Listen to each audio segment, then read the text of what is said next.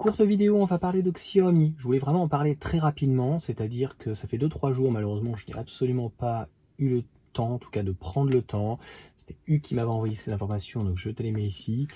On sait que la Xiaomi SU7, elle cartonne. On sait qu'en Europe, beaucoup de personnes voudraient, et c'est surtout que derrière, comme BYD et surtout Xpeng, on a donc des multimilliardaires et des, on va dire, patrons, de réels patrons, qui ont énormément donc de sociétés et ils ont une volonté d'inonder le marché. Donc on sait très bien qu'il n'y aura pas que la SU7, il va y avoir un 4x4, ça va peut-être arriver en Europe.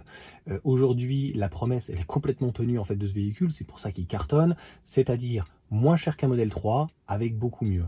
Donc je me rappelle plus du dose technique parce qu'en fait pour le moment je regarde de loin parce que ça me dégoûte. En fait concrètement ça me dégoûte, je me dis putain pourquoi on n'a pas des voitures comme ça, pourquoi on n'a pas du Zeekr, pourquoi on n'a pas des trucs comme ça, c'est pas possible. Donc on a un véhicule qui est, c'est vrai, très grand mais par rapport à un modèle 3 qui est plus cher. Donc t'imagines si ici on avait à 30-35 000 euros une SU7, 4 roues motrices, le véhicule est full, il est magnifique. On a l'impression d'avoir une sorte de mini Porsche. Ils ont, à mon sens, fait très fort. Elle a été beaucoup décriée par rapport à son comportement routier. C'est bizarre maintenant, on n'entend plus du tout parler. Qu'est-ce qu'on peut critiquer en fait finalement sur ce véhicule? Ça va être compliqué, hein. Écran à l'avant, écran additionnel, très à la chinoise, très épuré, coffre à l'avant, coffre à l'arrière, le véhicule est full.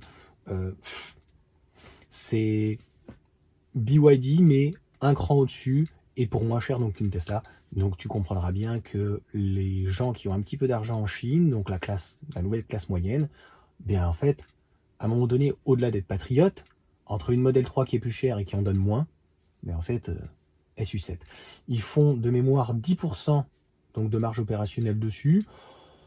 C'est pas fou, donc en termes de bénéfices, ça doit être pratiquement que dalle, mais pari tenu. Je peux pas comment.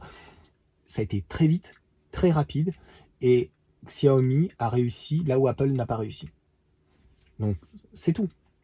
Apple a été obligé entre guillemets donc de s'associer de mémoire avec ça y est, j'ai oublié avec Rivian et c'est tout.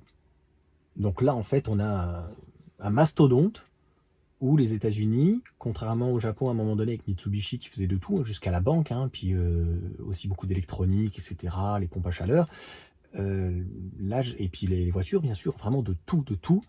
Je crois que les États-Unis, l'Occident, en ayant donné vraiment la possibilité à la Chine et aux constructeurs chinois de pouvoir s'exprimer et d'aller au-delà de la copie quand même, là je pense que ça va être très compliqué et donc ils vont engranger des bénéfices.